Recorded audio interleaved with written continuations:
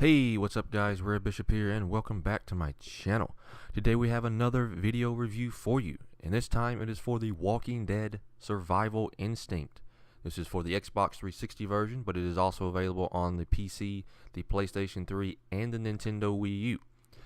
And this game is a prequel to the TV show, obviously, The Walking Dead, and you play as Daryl throughout the whole game, who is voiced by Norman Reedus, who does obviously the acting for Daryl in the TV show. And as you're making your way through the game, you come across Michael Rooker's character, who is Merle, who plays Daryl's brother.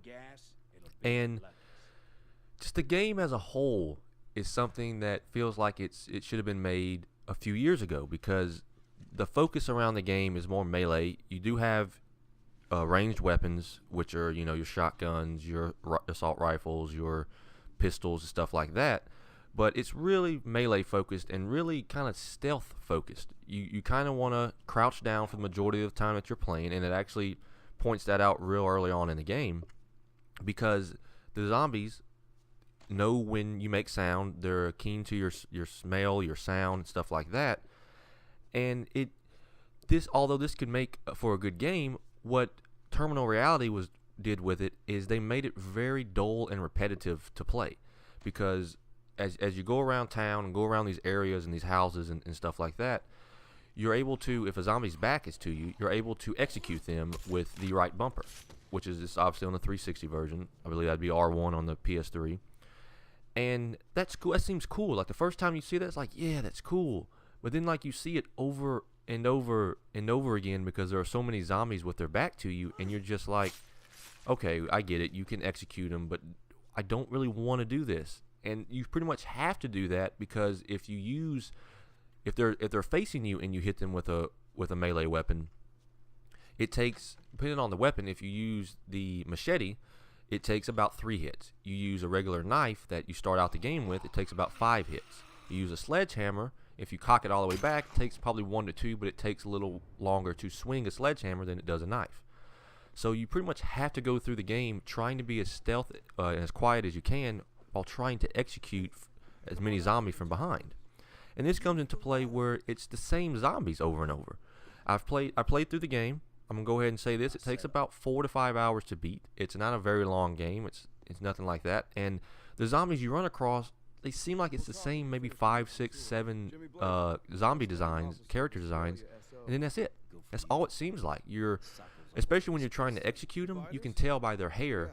Like this one's bald, this one has no hair, this one is a girl, it has this blonde hair, this one is and stuff like that, and you can kind of tell that they didn't have a whole lot of design work for zombies, because if you're gonna make a game revolving around zombies, that's your main enemy, you need to have more than just 3 or 4. That's something that I think you need a big variety of. And when it comes to like the main story is you're basically, like I said, you play as Daryl, and you're making your way from your cabin, where something bad ends up happening at the beginning, but I won't spoil that actually in this video that you're seeing now, the gameplay in the background. I got ahead of that, so I didn't spoil anything in case people do want to play it. And your goal is to try to get to Atlanta, which is about 250, about somewhere between 230 250 miles away from where you currently are at when the game starts. And as you start out, you run across these other survivors and these other scavengers, and your goal is you don't really need to take them with you. I mean, you can. There's an option to take them with you, but at any time you can dismiss them from your group. And when you have them in your group, you're able to send them off to find fuel for your car, and find food, and find extra ammo and stuff like that. But it's not something that's vital to the game. You can get through the game without it. The game does a decent job, since it's more melee focused, of you finding a whole lot of ammo. And not a whole lot of ammo, I would say this, there's not a whole lot of ammo, that was the wrong phrase to use, but there's enough ammo to get you by if you need to use it. But like I said, the majority of the game is spent, you're going to use your melee weapons, you're going to use your axes and knives. And before people start wondering about, oh, does this game feature co-op, since you run across with your brother and you have all these other characters? No, there's no co-op, online co-op, local co-op whatsoever. There's no multiplayer. Once you beat the game, that's it. There's also no chapter select. So let's say there's an optional missions. Yeah, let's get to that. There are optional missions. So throughout the game, to get these other survivors and scavengers on your side, you have to find I think in this gameplay you'll see behind you, behind this commentary you'll see I need to go find a battery for somebody. I need to find some medication for them, and when you do that, they then become a part of your group. And as previously mentioned, they're not vital to anything. It's something that's optional that you can obviously do if you feel like the story is going a little bit too fast. But I did the majority of them. I think I did all the optional missions but 1 or 2. Still beat the game in about 5 hours, 15 minutes. So even with those, it just doesn't take that long. And when you get to the areas and the houses and all that kind of stuff, they seem like they repeat a lot. There were times where I go into a store or a house or something, and it feels like I've already been there before. It's like this store looks eerily similar to the one I just saw in the other area. And so that's probably an issue with the fact that this is kind of a budget title. It's releasing at $50. I think a week ago you could get it at one point for like $37 off Amazon for every version but the PC version. And so that might have something to do with they have to reuse assets and stuff like that.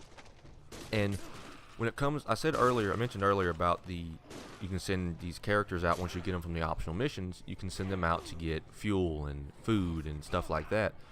I say fuel because throughout the game you're traveling from one area to the other. And during this, your car can break down. You can choose to do the back roads, which your car has a less probability of breaking down, but you use more fuel up. You can take the streets, the main streets, where your car has a medium probability of breaking down and a medium probability of you losing fuel. And then you can take the highways, which you have a very high rate of breaking down, but have a very low rate of running out of fuel. So, because it's a straight shot to where you need to go. So during this, if you choose the back roads or streets and you break down, there are times where you have to get out of the vehicle, and there are zombies obviously all around you, and you have to find a tire, or you have to find a battery or something like that. And there are times where your car just straight up runs out of fuel. So you have to, if you don't have people in your group to go get fuel for you during a mission, then you'll have to go out and get fuel yourself. And it's not. It kind of seems like that was put in there to add more gameplay time, because it's very tedious and monotonous to do that, because when you're playing through a mission, there are gasoline canisters all around, but you get like 2 gallons of gas or 3 gallons of gas and stuff like that. But yet when you break down and you pick up a gasoline canister, you get like 30 or 40 gallons or something around that. You get way more than you would if you pick them up in a mission. And that seems like that was just added in to add more gameplay time to it. And it didn't do a very good job, because the game is still relatively short and very simple to play. And there are optional missions, but it's not a real open world game. It's very linear. There are different areas and different stores, like drugstores and these several houses that you can go in. There's one time where you're in a hospital and you can go into basically every room that's in the hospital, but there's never anything actually in those rooms. Majority of the time, those rooms are empty, or they have, maybe if you're lucky, 1 or 2 shotgun shells or 1 or 2 rifle shots, and that just won't really do anything to help you. And then there are times where you'll see, it's in this gameplay as well, a zombie will try to grapple you. So you have to try and get the cursor over their face and hit the right trigger, or R2 on the PS3, and all that kind of stuff. And then it jams a knife in them and it kills them. And it doesn't look great. It doesn't, doing just like the executions, the first time you do it, it's like, yeah, that looks cool. And then it's just like, well, this one zombie grabbed me. Oh, I got him. I killed him by getting the cursor over his face. Oh, then there's another one. Oh, and then there's another one. And then there's times when there's 5, 6, 7 of them grappling you, and there's nothing you can do. Either you get lucky enough to get the cursor over their face and get them, or you end up dying and you have to restart, because and when that happens, the game's not very good with checkpoints. If you don't get about at least halfway through a mission, you probably have to restart from the beginning of that level, and that can get very annoying. And so it's just everything about this game just seems like it was made off of the success of the TV show. And although that's fine, if you want a movie tie-in or a TV show tie-in video game, that's fine. but try to make it at least halfway decent. And I say this because Terminal Reality developed the Ghostbusters game that released in 2009. It was published by Atari, and that game I thought was very, very good. Now, it could be the fact that I'm a huge Ghostbusters fan and whatnot. Maybe because I'm not a huge Walking Dead fan, this game doesn't appeal to me.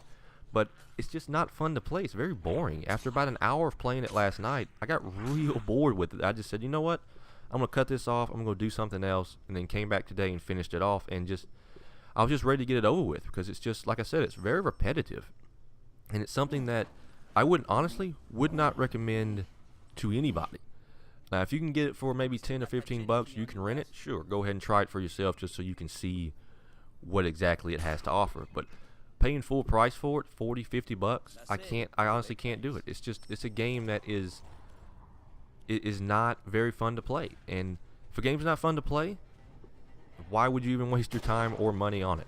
So that's it. If you have any questions about the game that I did not answer in this review, if I missed some stuff, by all means, please let me... Oh, one last thing before I go. I do want to talk about the visuals. The game does not look great. I mentioned earlier about how when you're getting grappled and when you're executing people, how the zombies don't look, the models don't look great, the characters don't look great. Like, they obviously have Norman Reedus and Michael Rooker's likenesses in the game, and they just look weird. Their heads look fine, and their faces look fine, but their bodies look misproportioned, and it doesn't fit well with the look of the game. And so I just think the overall, it's not vibrant. It has color to it, but the colors they use aren't really something that it's like, oh, it's another zombie game that looks very dull, like the gameplay's dull, the visuals are dull, and I'm just going to end it here because I'm just going to be ultra negative towards it. But if you have any questions for me, anyone know anything else about the game, I'll be happy to answer in the comments below. Hope you enjoyed the review, and thanks for listening.